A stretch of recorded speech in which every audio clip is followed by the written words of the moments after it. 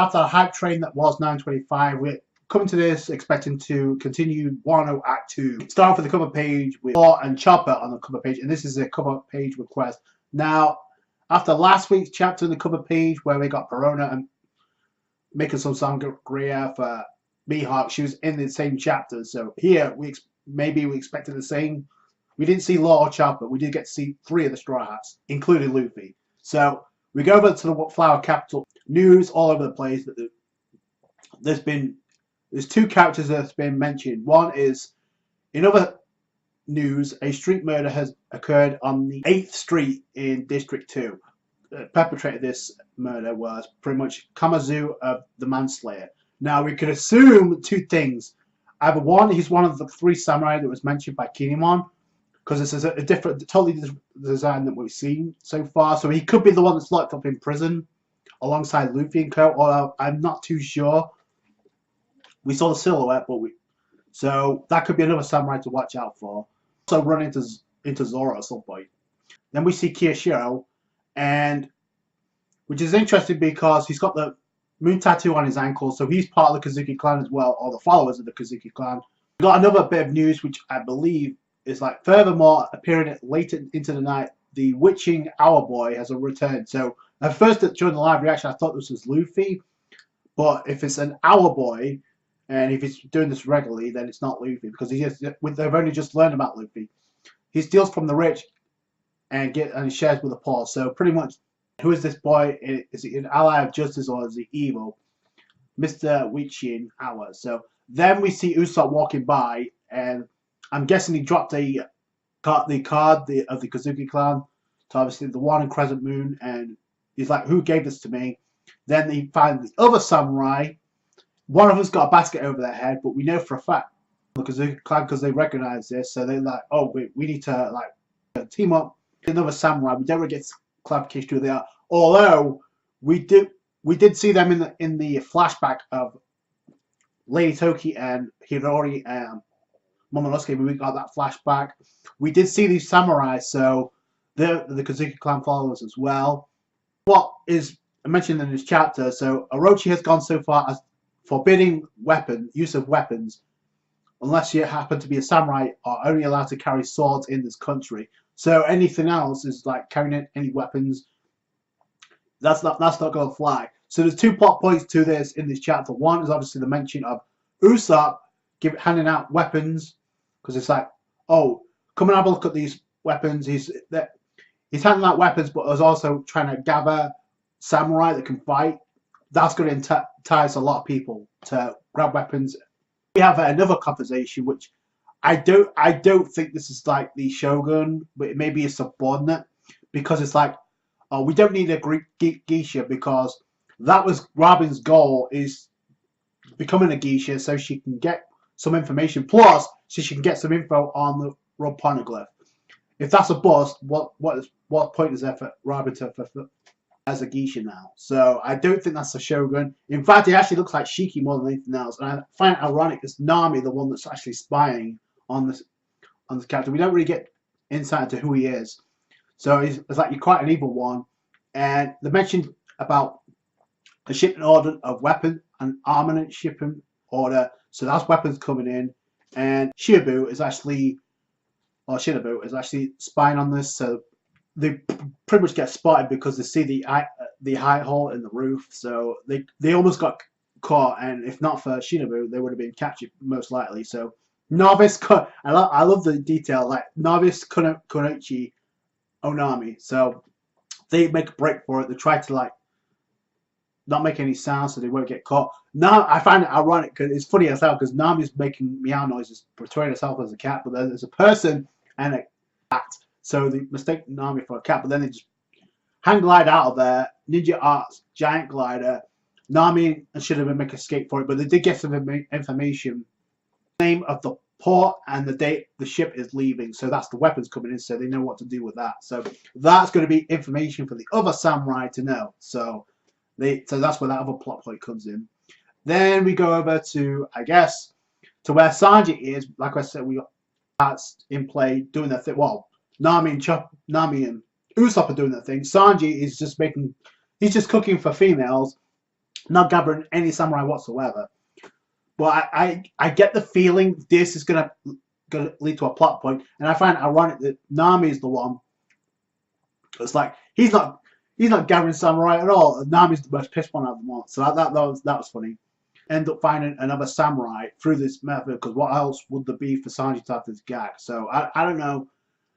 Then we see the silhouette. We see the same silhouette that was in the prison that killed a guard with nothing but fish bones by spitting it out. So the last time we saw it.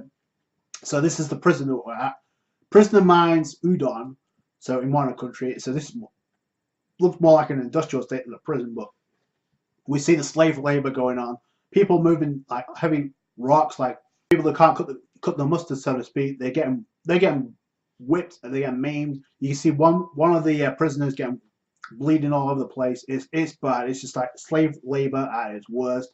We see one old man that's like looking for food. He only gets one kibi dongo for all his hard work. That's all he gets, and then he almost gets killed for like speaking out of turn. It's like, no, you can't do that, because you speak out of turn, you're going to get killed, or what they said, you're going to get amputated. So then in comes Luffy and Kid making a competition of who can carry the most rock slabs. So either with Kuroseki handcuffs, and this was mentioned in the chapter, and then being in the weakened state that they were thanks to Kaido, they were still able to move 500 of these slabs whilst in Kuroseki handcuffs. So that's some endurance on the part of Kid and Luffy. It's funny, the interactions between the two is like, oh man, it's like Zoro and Sanji. Like their interactions are there, or only these two are making composition of it, so they can eat as many as they want. They're not being broken at all, like we thought. So, and the more they do this, the more good morale they're going to come out of the other prisoners and the rebellion. I got a funny feeling that's what's going to happen. We know Rizo's coming in for this rescue mission, but I don't think that's going to go as smoothly, just because who's overseeing all of this in Queen the Plague, one of the calamities. So yeah, I don't know how. What about the Seastone cuffs, like the Kuroseki cuffs, and they're still shackled and they're still able to do this much with the depleted power. So, and then they pretty much conveniently said, what would they be capable of without those shackles? We know, and so does Kaido, and that's probably why he wants them as subordinates rather than enemies, which, in my opinion, is foreshadowing a supernova alliance. At least with the three, we never got to saw Law in this chapter, but we could assume he's going to be part of the three.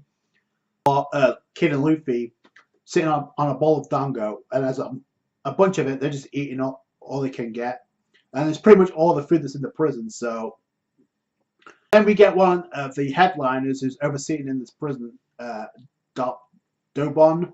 He's a Hippo Smile user, and his design is probably, I say this with each Smile user that we get revealed, he has to be the most weird design ever, period. Like Devil Fruit user or a Zoan type, right?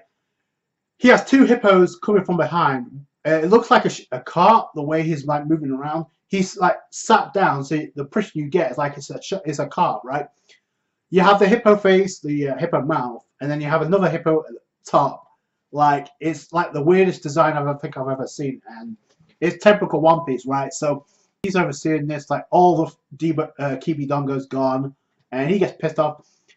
This is where it gets weird. The deputy warden, Dobon, actually gets swallowed up by the hippo that was behind him, the mouth that was behind him.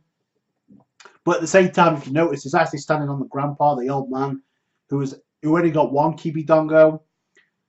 So, and then we see Luffy and Kid the bloated up, and I saw this. I thought, oh, this could be a good opportunity for Luffy to use Tank Man, but he's still in the Kuroseki handcuffs. So, yes. So, and we got a competition between Dobon and Luffy and Kid, and we see this other character that's in the prison. So we can assume that's not a samurai we've seen yet. So I don't want to know what's going to happen with that. Then I guess we get a somewhat of a fight. We have Dobon end up using the murder chamber, like the hippo mouth, ended up swallowing Kid and Luffy, but it ends up passing out. So I can only assume they both use Kaku's Haki or something. Either way, Luffy and Kid emerge, and Dobon is knocked out. This is a second headliner we've seen one-shotted, literally, by Kid and Luffy. They don't know how they did it, and that's why they couldn't penalize them for it. You've done it now, you're going to be executing. Kid's like, where's your proof? So, and we see one panel, and I swear, if I'm mistaken, so be it, but it looks like Caribou. You see the tongue and the chin, the mouth, that definitely looks like Caribou. So this is giving me Impel Down vibes. So I don't know what to make of this. We know he was on the cover pages, and so maybe this is going to lead to something, because we know he was eyeing up on Shirahoshi. He knows about this, so he would have been killed if he wasn't worth anything. So I that's going to be interesting. So a lot of people speculated that Kaido would find out about Shirahoshi through Caribou. If that is him, then that's going to cause a lot of problems. So, but this just gave me Impel Down vibes again. We know Riser's coming in again, so I guess the other Straw Hats are aware. They're being super calm about this. Like, oh, it's okay. Luffy's going to bust out prison. So, and then the top quote of the chapter is, "You two are the prisoners of Stars of Hope," which implies to me they're going to rally the troops and launch. And you see the smile on Kid's face, like, yeah. So the worst of the won't tolerate this. So Luffy's carrying the old man, so obviously that's Luffy through and through. Kid doesn't give a shit, we know. So, but they are inspiring other prisoners to do the same thing. So maybe this is going to work in their favor, and that's how. I still don't know how they're going to bust out of there, but this is leading to a monstrous prison break. I can tell you that. So, Impel Down vibes. Let me know what you guys think down below. Okay, all in all, it's an okay chapter. It was never going to live up to the hype of 925. We knew this, but it's more setup. And we move on with other samurai being mentioned in the chapter of what's could come in Wano Act 2. That's it from me. Thanks so much for watching. Like this review if you did. Subscribe to the channel for more One Piece. Catch you guys later. Bye.